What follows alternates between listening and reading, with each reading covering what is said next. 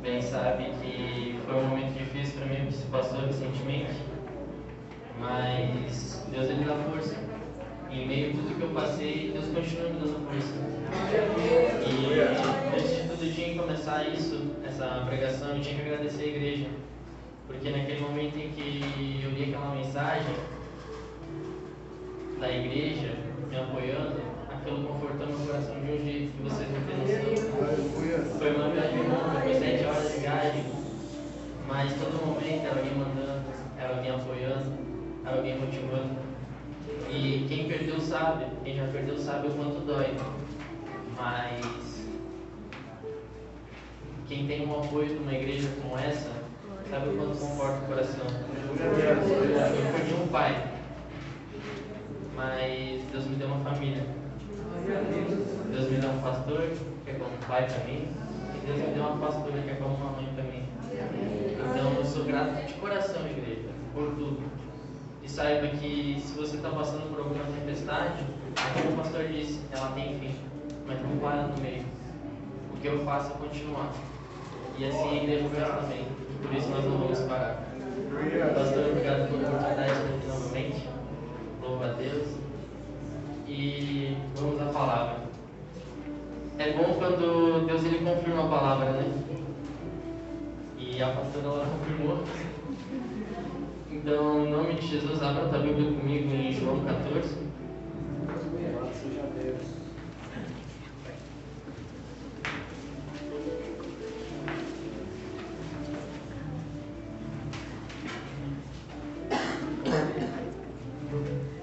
Evangelho de Jesus Cristo, a qual escreveu João, capítulo 14.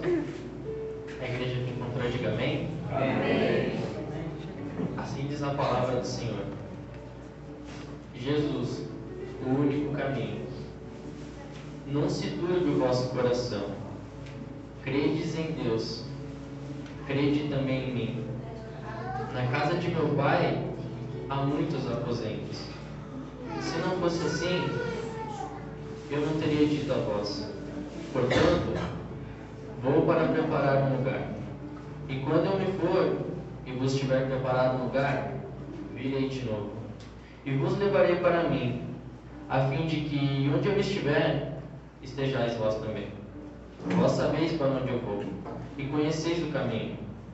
Indagou-lhe Tomé: Senhor, não sabemos para onde vais, e como poderemos conhecer o caminho? Assegurou-lhe Jesus: Eu sou o caminho, a verdade e a vida. E ninguém vem ao Pai, senão por mim. Amém, igreja? Senhor meu Deus, em nome de Jesus Cristo de Nazaré, diante do teu filho, Senhor, que nesta noite está ministrando uma mensagem para a tua igreja. Senhor, eu lhe peço que toda palavra que sai da boca dele venha ser direcionada pelo teu Espírito e vá de encontro a cada coração. Use o teu filho nesta noite, como o Senhor usou grandemente nos outros povos. Fale conosco nesta noite. Em nome do Pai, do Filho e do Espírito. Amém. A igreja pode se assentar.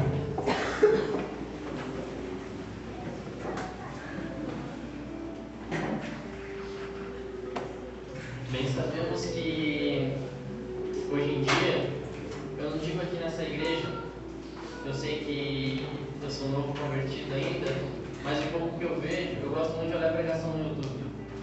Mas o pouco que eu vejo, e eu tenho certeza que vocês podem ver também, e eu comentava com o pastor na viagem para Caxias, que hoje em dia é muito pouco que se prega sobre o reino de Deus.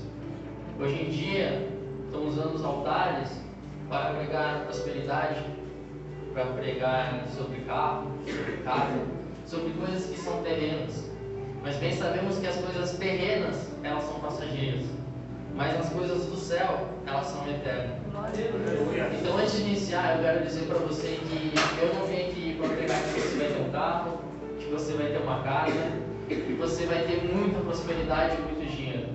Mas eu vim aqui para pregar que talvez nessa vida você não tenha isso, mas que no céu você terá tudo que pode não ter nessa terra. tudo que falta nessa terra, que é a glória eterna de Deus, vai ter lá no céu. Então eu quero dizer que nessa noite eu vim pregar sobre isso, antes de começar. E que a gente está embaixo de uma promessa que todos têm. E ela não se cumpriu ainda. Então, para quem está aqui, eu quero dizer que você ainda tem a oportunidade. A trombeta, ela ainda não tocou. Então, todo dia nós temos uma oportunidade de estar nos caminhos do Senhor. Amém, igreja? A palavra que nós acabamos de ler, ela nos relata que Jesus estava dando as últimas instruções aos seus discípulos. Alguns capítulos à frente, vamos observar que Jesus ele vai ser crucificado, ele vai ser morto e ele renasce de novo. Ele volta à vida e vai para a glória. Mas alguns capítulos antes, capítulo 12, vamos observar que Jesus ele entra em Jerusalém montado num jumento. Mas isso não foi para se aparecer, mas sim para cumprir uma promessa que havia sido profetizada pelo profeta. Jesus ele entra no jumento, montado no jumento em Jerusalém. E mais alguns capítulos à frente, capítulo 13, vamos observar que Jesus ele começa a falar com os discípulos sobre a sua ida. Ele começa a avisar sobre a sua morte. Bem, sabemos que Jesus ele também relata na palavra que Jesus ele lava os pés dos discípulos e também Jesus ele declara quem era o traidor. Declara que Jesus era o traidor. E aí, avançando os capítulos, chegamos ao capítulo 14, ao qual nos relata as instruções que Jesus passava aos discípulos.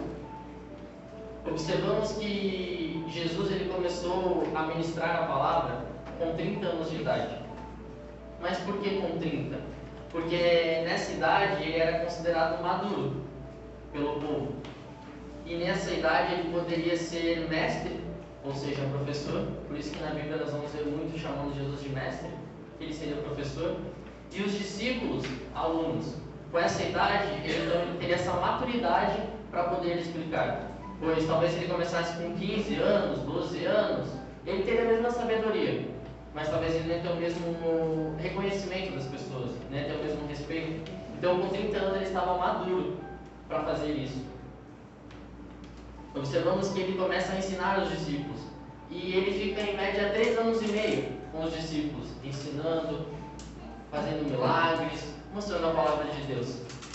E bem sabemos que os discípulos eles se apegam de tal maneira muito forte em Jesus.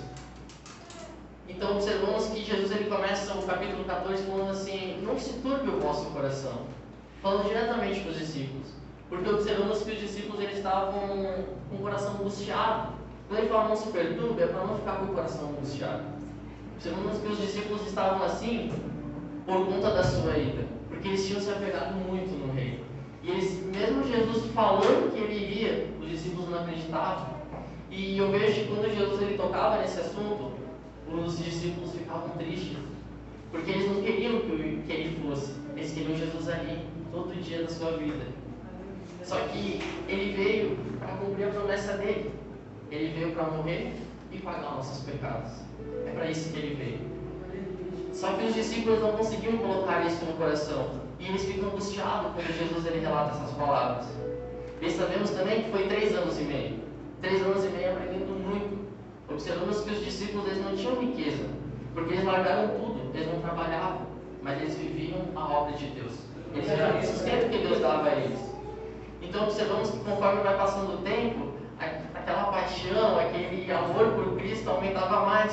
Só que eles sempre falavam: ei, eu vou ser crucificado, eu vou morrer, vou me açoitar, vou me humilhar. Mas aquilo não entrava no coração dos discípulos, porque para eles aquilo parecia um conto de fadas. E quantas das vezes a nossa vida é baseada em contos de fadas? Quantas vezes as pessoas acham que o que a gente faz é um conto de fadas? Quantas vezes as pessoas acham que a nossa fé é um conto de fadas? Veja, estamos aqui na quarta, na sexta e no domingo. Terça tem estudo, às vezes sábado tem uma louvação, tem a consagração. A nossa vida é dedicada à obra de Deus. Só que para muitos lá fora é um conto de fada. Nós nunca vimos Deus. Nunca ouvimos diretamente a voz de Deus. Mas nós sabemos que Ele está aqui na mente. Para muitos é um conto de fadas, mas para nós não. Então, igreja, vai continuando nessa fé. Talvez você ainda não viu agora, mas é como o pastor falando para minha irmã quando ela aceitou Jesus. Tu já imaginou tu ver Jesus na tua frente assim falando contigo?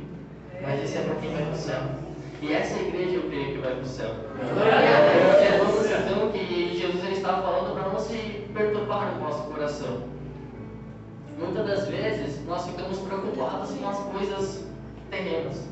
Observamos que muitas das vezes o trabalho, o dinheiro, essas coisas elas começam a mover a nossa mente de tal forma que ficamos obcecados a fazer as coisas terrenas e esquecemos as de Deus. Observamos que muitas pessoas se afastam da igreja por causa do trabalho, por causa de 200, 300, 500 reais a mais. Então, meditando e olhando, eu vi que os discípulos não estavam preocupados com isso exatamente, mas sim pela ida. Por isso que eles estavam perturbados e angustiados. Mas o que eu quero falar é que muitas das vezes a preocupação está tirando o espaço de Deus no teu coração. Muitas das vezes a preocupação ela está te distanciando da glória. Entre você e Deus não pode ter distensão. Tem que ser Deus e você. Ao momento que entrar dinheiro, que entrar casa, que entrar carro, qualquer outra coisa vai acabar. Você vai perder essa conexão. É como se fosse Wi-Fi. Se tirar, acaba. Então, a gente tem que estar sempre conectado. O que é estar conectado? É estar buscando, é estar cultuando, é estar lendo, é estar louvando. É o tempo inteiro estar aqui. A pastora, ela lava a louça falando com Deus. É incrível. Ela está lá lavando, ela está orando. E como ela diz, só quem vê, só quem me conhece sabe que eu não estou louco. Porque a todo tempo eu estou orando. Mas para quem não conhece, ela está falando com nada. Mas para nós que temos o entendimento espiritual, nós sabemos que ela está falando com todo o poderoso. Então que a gente possa a todo momento estar falando com Deus. É levantar, é que nem o pastor disse, bom dia Espírito Santo, participa do meu dia, vem, faz morada, faz o meu dia ser abençoado com a tua vontade. Não deixar que o problema ele preocupe. Observamos que o paralítico do tanque de Betesda, ele estava lá há 38 anos esperando o movimento das águas. Há 38 anos olhando fixo. E de repente, quem chega do lado dele? Jesus. Jesus chega e pelo que dá para entender, se ele estava há 38 anos olhando para as águas, ele não ia parar porque Jesus chegou. Ele não conhecia. Então ele ficou há 38 anos olhando, Jesus chega. E ele olhando, falando com Jesus, mas ele olhando para a água. Sabe o que isso quer dizer? Em Mateus 18:20, a palavra nos fala assim: aonde tem 2 ou mais em meu nome, ali eu me faço presente. Veja a quantidade que nós estamos hoje. Veja a quantidade que nós estamos de pessoas com fé. É certo que Jesus está aqui. E o que ele quer falar para ti no teu coração é que assim, não te preocupes. Não fique olhando para o teu problema. Não fique olhando para as coisas terrenas desse mundo. Mas sim, olha para mim, eu estou do teu lado, eu estou aqui para te abençoar. Eu vou te dar. O paralítico ficou olhando para aquela água. Mas Jesus que cumpriu. Não foi as águas, não foi os movimentos. Porque certamente não ia conseguir. Mas foi Jesus que chegou na vida dele e conseguiu fazer com que tudo aquilo mudasse. Então talvez o teu problema é ficar olhando para aquilo que não vem de Deus. É ficar olhando para aquelas coisas que não vêm de Deus. É esse às vezes o problema que a gente coloca no nosso coração, que faz a gente não participar do algo extraordinário de Deus nas nossas vidas. A minha igreja, esse é o primeiro ensinamento que eu queria passar. E aí a gente vai entrar no assunto do arrebatamento, que é um assunto muito sério. É um assunto que eu, pelo menos quando eu ouço falar em Apocalipse, meu olho fica assim. Porque é algo tão extraordinário, é algo tão forte, que faz a gente tremer. Porque às vezes a gente está vivendo, tem uma frase mundana que fala assim: viver como se fosse o último dia. Realmente a gente vive. Só que quando a gente falava essa frase no mundo, a gente vivia de qualquer jeito. A gente vivia para balada, a gente vivia para festa, a gente vivia para qualquer coisa, menos para Deus. Só que quando a gente vem pro lado cristão, a gente sabe que a gente vive todo dia como se fosse o último. Só que a gente vive para Deus. Essa é a diferença das pessoas que ainda estão no mundo e as pessoas que estão no cristianismo.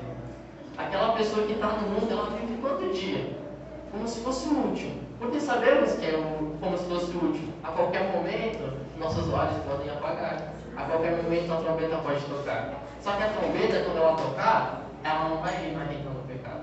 É uma verdade, ela tem que ser dita. Para quem está com as vestes manchadas, não vai subir. Mas a gente ainda tem essa oportunidade, e é por isso que Deus concede um culto desse. para que quando a trombeta tocar, nós estejamos preparados. Eu ouvi uma frase, eu acho muito verídica, que a igreja ela não tem que estar se preparando, mas a igreja ela tem que estar preparada. Porque a hora, nem os anjos do céu, nem o Filho do Homem, senão somente o Pai. Ou seja, virar como a gente não espera. Por isso que todo dia temos que estar preparados para a volta de Jesus. Então observamos que Jesus ele faz uma promessa. Na verdade ele faz duas.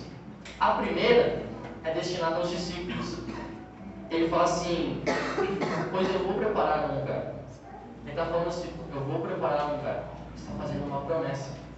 A segunda promessa é para nós: virei outra vez. Ou seja, ele está falando assim: eu vou, mas eu volto. E isso é uma coisa que tem que entrar no nosso coração. Deus, em toda a história da Bíblia, a gente pode ver que Ele nunca revogou uma promessa. Quando Ele falou que ia acontecer, aconteceu. Mas eu vou explicar para vocês de um jeito melhor. Em Gênesis, capítulo 6, 7, se não me falha a memória, tem uma história chamada Arca de Noé. Muitos já devem ter ouvido falar dela.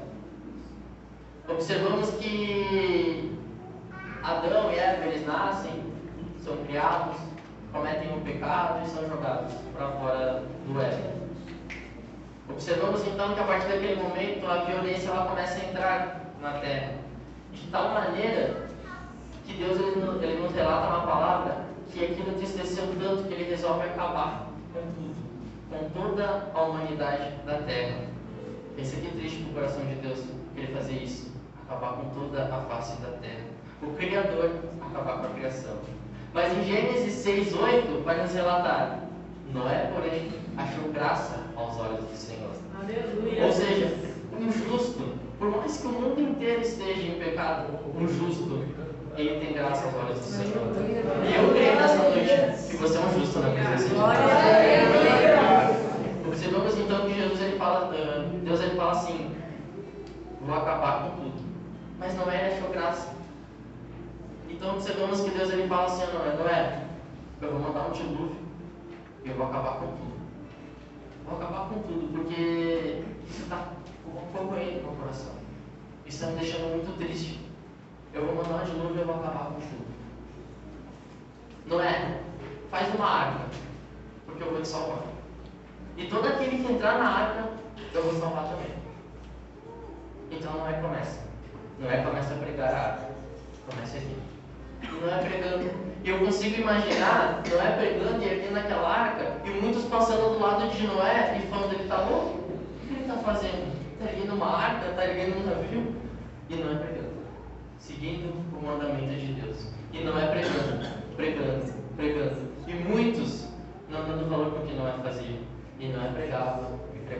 E muitos passavam e não davam valor para o que Noé fazia. De repente, a Bíblia nos declara que Noé ficou 100 anos pregando. Imagina, 100 anos pregando. Tanta pessoa que passou do lado dele, mas não deram ouvidos. Não viram o que ele estava fazendo. Não atentaram o coração ao que Deus estava ordenando. Então, de repente, Deus ele fala assim: Noé, entra tu e tua família na arca. Então a família de Noé, que dava 8 pessoas, e mais os animais que Deus mandou colocar lá dentro. Quando Noé entra, Deus ele sela. Ou seja, não tinha mais como entrar, estava fechado. Quando Deus sela, quer dizer que acabou ali, não tinha mais oportunidade. Quem estava dentro foi salvo, e quem não estava, não foi. Mas Noé ele ficou 100 anos pregando, mas eles não deram atenção porque Noé falava, porque Noé fazia. Noé ficou 100 anos pregando, mas muitos não deram importância. Quando Deus sela, ele manda o dilúvio. A Bíblia nos declara que sai água de todo lado e enche aquela terra. E toda face, toda a humanidade é morta. E eu imagino que quando aquelas águas começam a entrar, muitos vão na arca, pois sabiam que lá era a salvação. Só que eles chegaram e estava fechado. Noé ele não podia abrir. Mas não porque Noé não queria, é porque Deus tinha selado. que eu quero dizer com isso? É que a arca, ela representa Jesus. Porque quem estava dentro da arca foi salvo. Agora tu para e pensa, tu não precisa me responder. Hoje em dia, se a trombeta tocar, tu está dentro da arca? Hoje em dia, se a 7ª trombeta tocar, tu está dentro da arca? Toda a humanidade foi corrompida, mas não é pregou, não é mostrou, mas toda a humanidade ela foi corrompida. E o bom é que o pastor confirmou o que eu estou falando. Ele confirmou que vai voltar. Ele confirmou e a pastora leu o que eu estou falando. Então não é eu que estou falando, mas é o Espírito Santo de Deus que Deus acaba com toda a face da terra, mas não é ficou. E aí eu comentava com o pastor, e até pedi para o pastor uma situação, porque a gente é descendente de Adão, mas a geração a gente não é, porque era para ter acabado tudo, né? E não era mais para ter vida, mas Noé conseguiu salvar essa humanidade ainda. Então nós somos descendentes de Adão, mais geração de Noé. Só que aqui eu ouvi o pastor e o que ele falou muito verdade. Adão, ele via Deus. Ele tinha comunicação direta com Deus, assim como eu estou falando com vocês. Então eu não vejo que a gente é descendente de Adão, porque a gente não pode ver Deus. Mas a gente é descendente de Abraão, porque Abraão ele era movido pela fé. Aleluia! Abraão ele nunca viu, mas ele sentia, ele tinha fé. E eu creio que aqui, nessa igreja, tem um povo que tem fé. Por mais que está difícil, porque a promessa ela está de pé. Vai ser perfeito quando acontecer, mas a promessa ela está de pé. E aqui tem um povo que nunca viu. Eu sei que vocês nunca viram, mas eu sei que vocês têm uma fé que vai acontecer, porque é por isso que essa igreja é uma vida. É por isso que quase todo culto tem um visitante, porque aqui tem avivamento. Essa igreja ela tem avivamento. Aqui não é o povo que está fora da arca, mas é o povo que está dentro da arca. Há uma passagem que ela fala assim: batei e abriu-se-vos-á. O que quer dizer? É que talvez você nessa noite você não está dentro da arca, mas Deus está dizendo assim: a porta está aberta. Aleluia! Batei e abriu-se-vos-á. Quem quiser entrar, só bate, ela está aberta. Só que não espera Deus selar. Não espera alguém vir contar que Jesus voltou para você querer entrar na arca. Mas aproveita o momento que você pode entrar. Aleluia! Observamos a igreja que hoje muitos acham que isso é mentira. Muitos acham que isso é besteira. Esses dias eu estava olhando um vídeo no YouTube e havia um documentário de um judeu que ele não acreditava que Jesus era o Messias e que ele acreditava que iria voltar, que iria vir o Messias ainda, mas Jesus para ele não era o Messias. Sabe o que é isso? Ele está sendo vendado, porque eu garanto que já pregaram para ele que Jesus é o Messias e que Jesus que vai voltar, mas o orgulho e a vaidade não deixam de enxergar isso. Então aqui pra gente, no nosso dia a dia, que o que vem do inimigo não possa afetar a nossa mente. Porque como aquele homem ele não acredita, mas eu creio que ele vai acreditar. Mas que como ele não acredita hoje, ele está dando aqueles falsos testemunhos, que a gente não pense assim também. Mas que a gente vê até aqui dentro que Jesus é o Messias. Que ele vai voltar. Eu penso, imagina, um judeu. Eu fiquei impressionado quando eu vi aquilo. Falar que Jesus não é o Messias. Eu fiquei impressionado. Mas bem sabemos que Deus tem um modo de trabalhar. E que em nome de Jesus aquele coração daquele homem vai ser tocado e ele vai mudar isso. Mas observamos que ainda há muitos, que mesmo na igreja, o pastor tem 20 anos de ministério junto com o pastor, e vocês têm muitos também, eu creio. E vocês já viram muitos irmãos entrando e saindo. Irmãos que eram firmes, que eram enraizados, caindo. Por quê? Porque aquele irmão que tem a fé, nós não estamos aqui pensando que a nossa raiz é porque vamos ter uma prosperidade tão grande nessa vida, que vamos ter muito dinheiro, que vamos ter fome. Mas a nossa raiz é saber que Jesus vai voltar. A nossa raiz que faz a gente estar aqui dia a dia é saber que Jesus ele vai voltar. O que faz a gente estar aqui ainda é saber que existe um Deus que cuida, um Deus que zela, é saber que Ele vai voltar e que todo o sofrimento que é aqui um dia vai acabar. Eu vejo que é essa a raiz que tem nessa igreja, mas não é essa raiz que tem em outras. É o que falta. Mas essa igreja ela tem a raiz. E que possamos todo dia ter um pouquinho mais dessa raiz. Todo dia colher um pouquinho mais dessa árvore, para que os frutos venham a trazer pessoas para a casa de Deus. Aleluia. Pessoas que talvez em outras igrejas, não é que eu quero falar mal, mas eu quero falar a verdade, que talvez em outras igrejas estão falando que não, que é mentira, mas que venham para cá e saibam que a verdade ela tem que ser dita, e que Jesus ele vai voltar, e que há uma promessa que ela ainda não se cumpriu. E talvez você está duvidando, mas ela está em 1 João. Acho que, se eu não me engano, é o capítulo 2, versículo 25, que fala assim: e essa é a promessa que Ele nos fez, a vida eterna. Essa é a promessa que tu tem no teu coração, é a vida eterna. Pode ter tantas outras que podem não ser cumpridas, mas a vida eterna, ela vai ser cumprida para aquele que crê.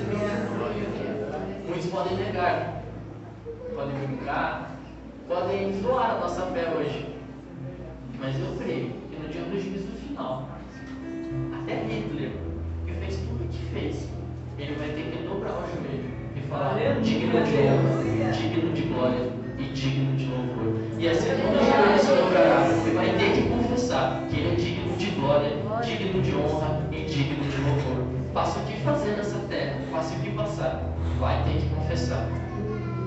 Isso é um aprendizado para nós, que no momento que a gente dobrar nossos joelhos e ter que confessar, a gente tem um alívio, saber que a gente fez o nosso melhor para Deus. E que a gente creu em cada minuto da nossa vida que Ele voltaria. Que a gente possa chegar e abraçar os nossos familiares e dizer a verdade, valeu a pena. E para aqueles que achavam que era um conto de fada, venham entender que não é. E eu vale bem esse igreja, que enquanto eu meditava, essa palavra era para mim ter pregado ela na sexta-feira. Só que o acontecimento do meu pai foi numa quinta. Então logo nós viajamos. E tudo que eu escrevi aqui eu já tinha escrito antes. Enquanto eu escrevia, eu coloquei uma coisa bem simples.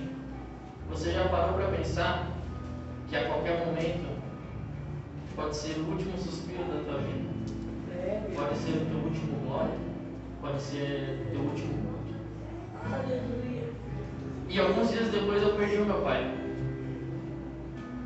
E eu vi que isso tocou profundamente, que verdadeiramente, a qualquer momento, pode ser o nosso último minuto de vida. Seja para ir para a glória eterna, no arrebatamento, ou seja para a gente fechar os nossos olhos e ficar esperando a salvação.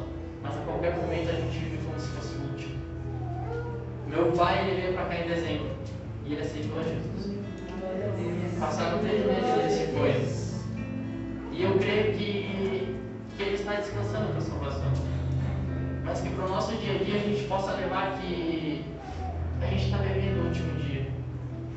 A gente sabe que é os últimos dias da igreja na terra. A gente sabe que é chegado o fim. Mas não espera os seus olhos fecharem para ter teu caminho correto. O meu pai poderia ter feito muito mais para Jesus.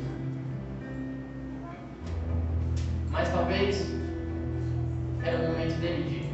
Era o momento de Deus recolher. Mas meu pai foi um homem de um coração muito bom. Isso eu não posso negar. Ele tinha os erros, mas ele ajudava todo mundo. Ele podia estar na dificuldade, mas ele te ajudava. Então, de repente, ele fechou os olhos, mas ele estava no caminho. Quando vamos saber quando nós vamos fechar os olhos? Quando vamos saber quando a trombeta vai tocar? É profundo, né? Mas é verdade. Quando vamos saber que vai ser o nosso último suspiro? Porque assim como o pastor me lembrou notícia, ele falou assim: somos uma plantinha plantada no jardim do Éden. Nós crescemos, somos colhidos. Quando está em época de colheita, Deus recolhe. Então que possamos, igreja, a todo momento, a todo dia, estar nos caminhos do Senhor. Pois quanto ao dia, quanto à hora, ninguém sabe.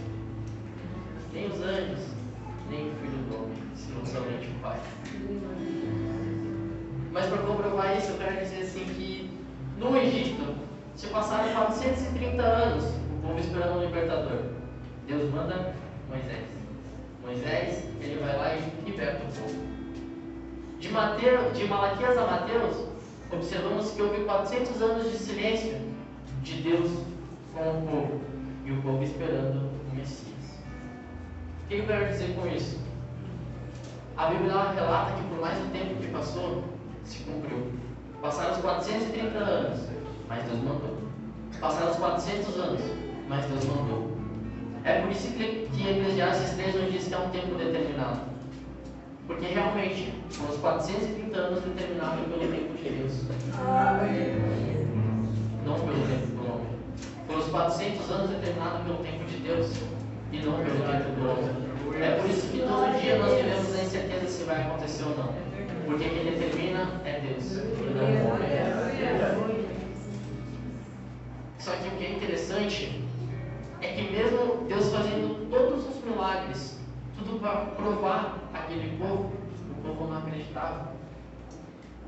Aquele povo de Israel se corrompeu, mesmo vendo todos aqueles milagres de Deus.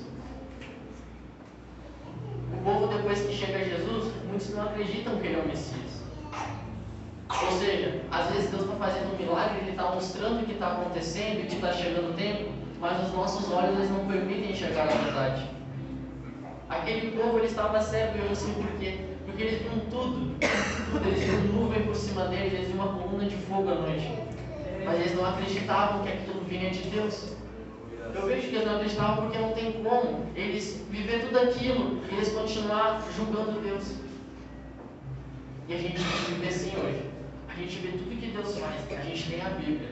A gente vive o dia a dia o extraordinário de Deus. Basta a gente ver. Porque só a gente ter mais um dia de vida já é um extraordinário de Deus. A gente vive às vezes todo dia assim. Mas ainda tem pessoas que não acreditam. Que não acreditam que é Deus que está no controle. Que não acreditam que Ele vai voltar.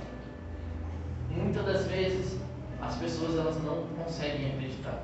Eu não falo da igreja, porque a igreja é o corpo de Cristo. Mas eu falo talvez de algum familiar nosso que ele não consegue acreditar. Mas eu quero dizer para ti que talvez hoje, quando tu chegar na tua casa, fala de Jesus. Vai falando de Jesus para tua família. Vai falando de Jesus cura, de Jesus salva, e que Ele vai voltar. Porque não espera a porta selar para que Ele falar. Não espera a porta selar para que Ele converter. Vai agora, aproveita enquanto há tempo, enquanto Deus ele está fazendo aí. Porque vai ser de repente. Vai ser de repente que vai acontecer. Observamos que quando Moisés ele chega na frente do Mar Vermelho, ele ora a Deus. E Deus diz a ele assim: Moisés, diga ao povo que marche. Ele vê aquele caminho e Deus fala: diga ao povo que marche. Por que marchar? Quem marcha é soldado. Fala comigo, soldado. Soldado. O soldado, ele marcha para frente. Fala, para frente. Para frente. Ou seja, ele não volta, ele vai para frente. Soldado, ele não marcha de cabeça baixa, mas de cabeça erguida. Fala, erguida. Erguida. O soldado ele tem duas ordens. A primeira, marcha. A segunda, cessa. O que eu quero falar para ti é que Deus ele te dá uma ordem. Marcha. Não importa o que tu passar, marcha. Não importa a dificuldade, marcha. Não importa a tempestade, marcha. Não importa a onda, marcha. Não importa o que se levantar do inimigo, marcha. E ele quer dizer assim: eu só vou dizer para cessar quando tu ouvir a trombeta. Tu só vai cessar a tua marchada quando tu ouvir a trombeta. Tu recebeu uma ordem, marcha. Tu não recebeu, cessa. Recebeu, marcha.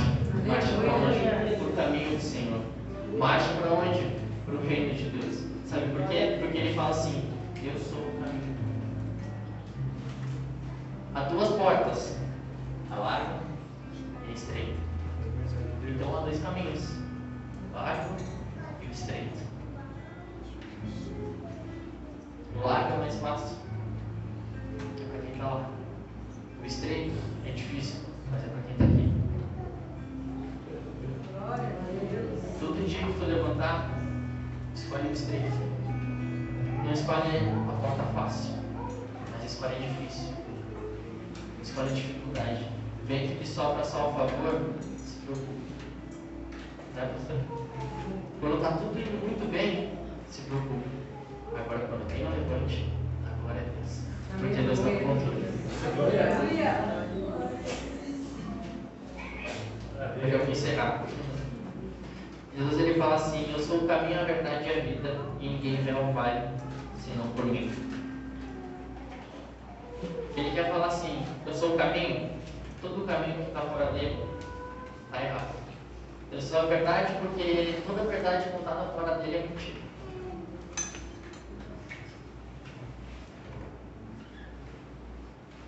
E eu sou a vida porque todo aquele que não está comigo, não tem eu, está morto.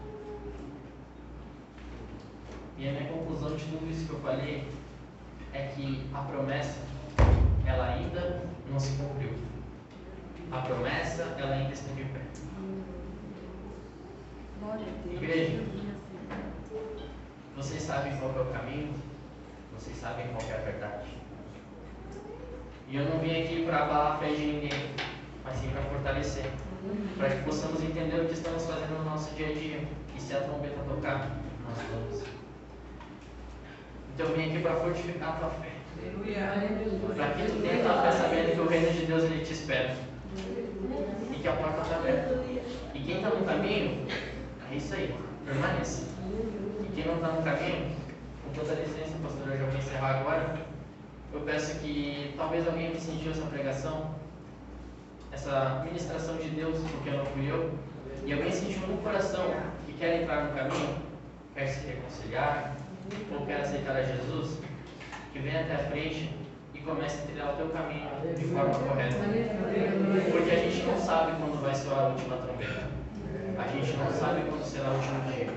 A gente tem que ter dentro de nós que agora nos espera e que nós estamos no caminho. Se alguém quiser aceitar, se alguém quiser reconciliar, vem até a frente em nome de Jesus, pastor. E eu agradeço a minha oportunidade em nome de Jesus. Aleluia. Glória a Deus. Vamos colocar de pé. Palavra de salvação.